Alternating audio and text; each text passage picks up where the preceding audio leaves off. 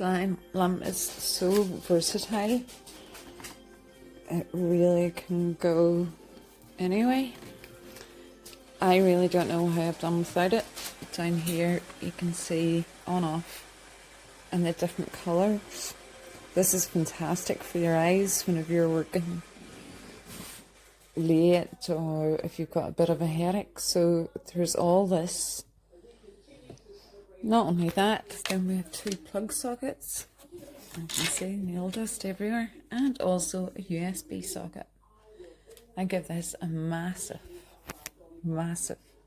thumbs up. Fantastic job. I like this little lamp. You've got your USB port, you've got your 2 plug sockets. I'm going to show you how the lights look. So you can filter through the different types of white or yellow light, or there's even a combination. And then you can of course change the brightness of it as well. So I like that. And then you can put it on for an hour and just set it.